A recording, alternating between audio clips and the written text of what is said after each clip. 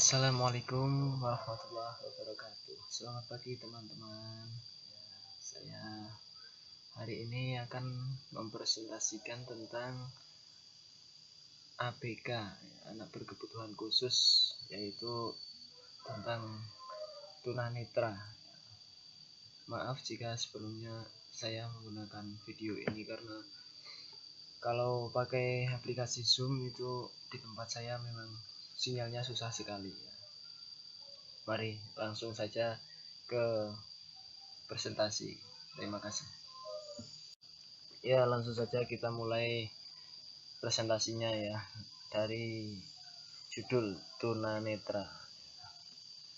Di sini tunanetra, tuna itu tidak mempunyai, netra itu penglihatan. Jadi tunanetra itu orang yang tidak melihat atau bisa dikatakan susah melihat gitu.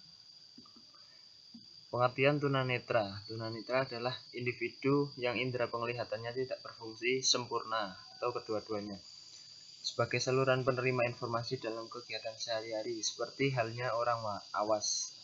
Tunanetra dibagi menjadi dua.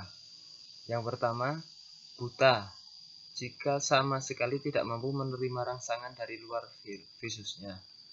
Yang kedua, low vision, bila ketajaman penglihatannya kurang dari 6/2 menurut Sumantri 2012. Jadi yang pertama ini dia benar-benar tidak melihat gitu, jadi dinamakan buta ya bahasa kasarnya. Kalau yang kedua dia melihat tapi buram, jadi penglihatannya itu terganggu, harusnya agak dekat sekali atau kabur atau gimana gitu ya. Yang kedua, penyebab tunanetra. Penyebab tunanetra ada dua faktor ya. Faktor pertama prenatal atau masih dalam kandungan. Di sini banyak faktornya. Keturunan, pertama faktor keturunan. Ketunanetraan akibat faktor keturunan antara lain retinitis atau pigmentosa, yaitu penyakit pada retina yang umumnya merupakan keturunan. Nah, yang kedua, pertumbuhan anak di dalam kandungan. Nah, di sini adanya penyakit menahun, ibunya menderita penyakit menahun seperti TBC, diabetes gitu. Dia bisa membuat anaknya itu jadi kekurangan bisa ada kelainan gitulah, jadi tunanetra.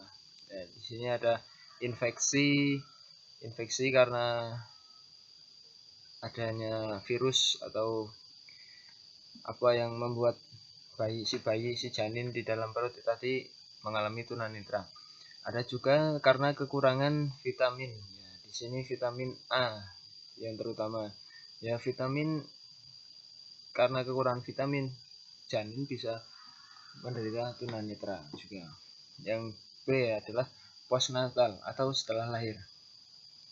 Kerusakan pada mata atau saraf mata pada waktu persalinan. Nah, di sini memang sangat berbahaya ya. Persalinan itu karena bayinya itu masih rentan. Nah, di situ bisa saja pas menariknya kena matanya atau kena benda tajam gimana gitu.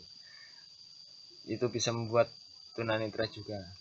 Ya, ini karena seropalmia atau penyakit mata karena kekurangan vitamin A. Ya, di sini bisa juga setelah lahir si bayi anaknya kekurangan vitamin A, jadi lemah matanya itu, jadi bisa mengalami tunanetra juga. Atau trakoma, yaitu penyakit mata karena virus Silirnidazon trachomanis. Nah, di sini virus yang menyebabkan tunanetra. Ada juga yang katarak, penyakit mata yang menyerang bola mata sehingga lensa mata menjadi keruh. Akibatnya terlihat dari luar mata menjadi putih. Nah, di sini seperti berkabut gitu. Di sini ada diabetik retinopati, yaitu gangguan pada retina yang disebabkan oleh penyakit diabetes mellitus. Ya, sangat berbahaya ya penyakit ini. Lebih berbahaya corona sih, tapi ini juga berbahaya. Retina penuh dengan pembuluh-pembuluh darah dan dapat dipengaruhi oleh kerusakan sistem sirkulasi hingga merusak penglihatan. Diabetes juga bisa mengakibatkan tunanetra. Nah, di sini ada lagi macular degeneration, yaitu kondisi umum yang agar baik ketika daerah tengah retina secara berangsur memburuk. Anak dengan retina degenerasi masih memiliki kemampuan untuk melihat secara jelas objek-objek di bagian tengah bidang penglihatan. Nah, jadi ini agak baik ya, hasilnya agak baik di daerah tengah. Jadi ini termasuk golongan tunanetra yang kedua tadi, low vision.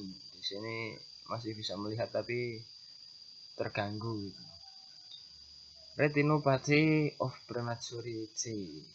Biasanya anak yang mengalami ini karena lahirnya terlalu prematur. Di sini ada, biasanya kalau prematur kan dimasukkan ke inkubator ya. Inkubator itu kadar oksigennya yang sangat tinggi dan enak lah di sana. Nah, pas dikeluarkan dari inkubator dia merasa kaget gitu. Jadi saraf-sarafnya itu bisa kaget karena masih bayi, jadi bisa mengakibatkan tunanetra juga. Ini yang selanjutnya, kerusakan mata yang disebabkan terjadinya kecelakaan. Pastilah kalau kecelakaan seperti masuknya benda keras atau tajam, cairan kimia yang berbahaya, kecelakaan dari kendaraan dan lain-lainnya. Kalau terkena matanya atau saraf yang mengarah ke mata itu juga bisa bahaya, menjadi tunanetra. Nah, bagaimana cara pencegahan terjadinya tunanetra? Di sini ada pertama, pencegahan secara medis.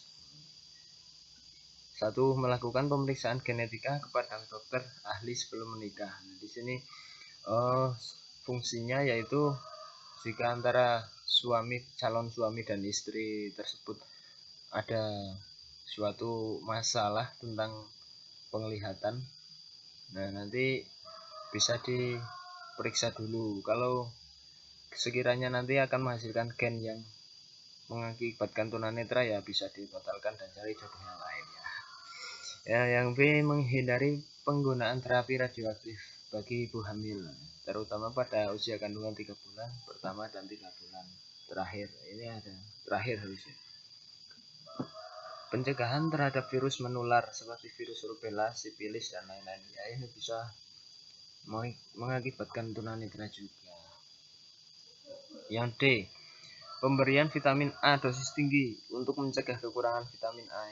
Ini pas itu ya, pas masih kecil itu kan sangat rentan kekurangan vitamin kalau ibunya jarang makan juga, jarang makan sayuran, jadi bisa diberi tambahan vitamin A gitu. Yang E, melakukan pemeriksaan dini kepada dokter mata apabila terjadi keluhan pada mata secara serius. Nah, jadi pencegahan, lebih baik mencegah daripada mengobati. Nah, jadi kalau ada keluhan tentang mata yang serius, sakit mata yang parah misalnya, langsung saja periksa sebelum menjadi tunanetra ya. Nah, yang kedua, pencegahan secara sosial.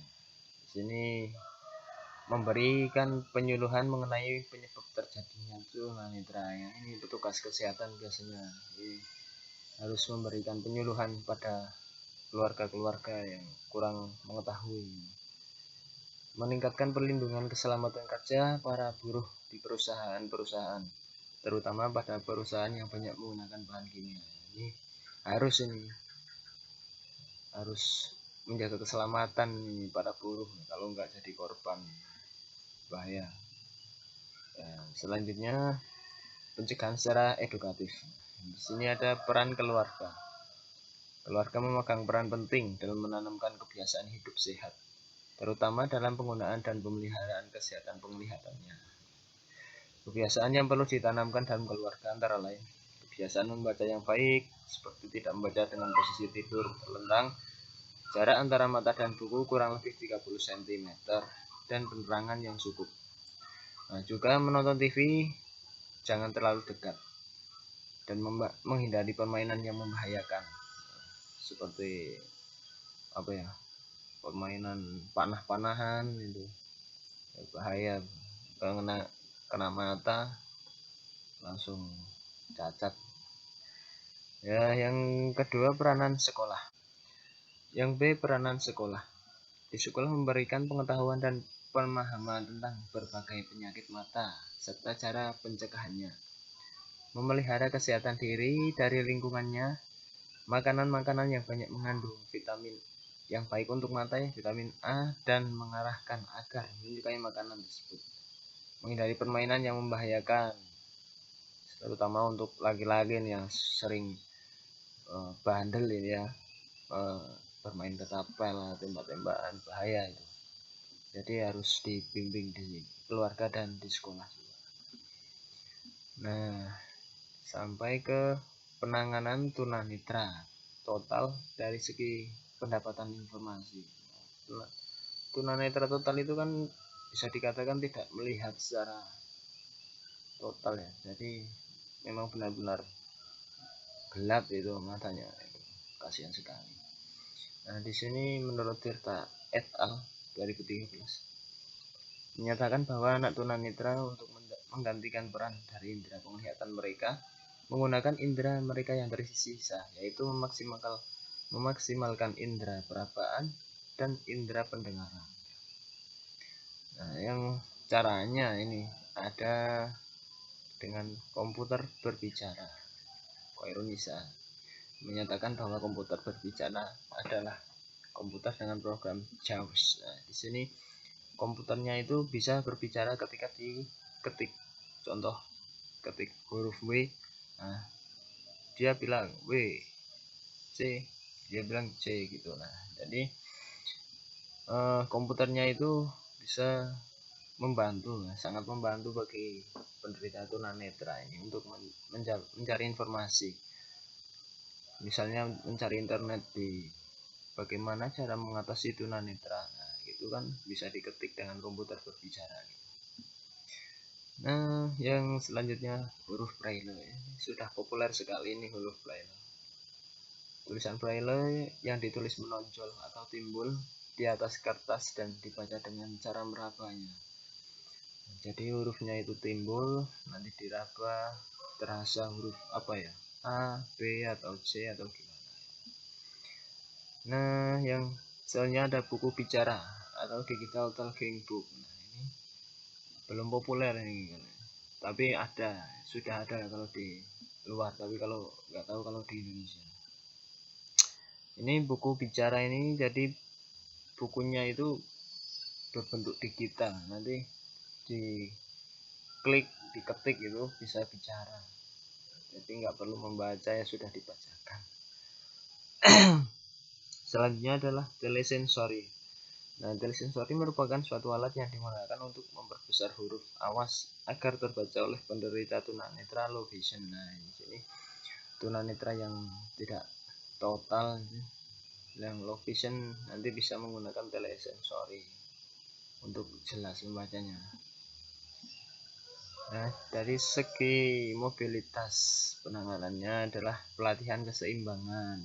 Jadi dilatih untuk berjalan dengan seimbang supaya bisa luwes gitu, enggak terlalu gagap. Nah, selanjutnya ada gerakan non lokomotor. Non lokomotor adalah gerakan tubuh yang tidak dengan berpindah tempat.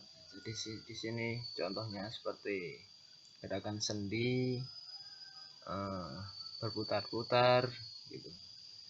Biasanya ini dilatih ya buat di atas panggung. Kalau penyanyi itu kan kalau joget, kalau yang tunanetra itu kan cuma tangannya, kepalanya gitu, jarang kalau berpindah-pindah.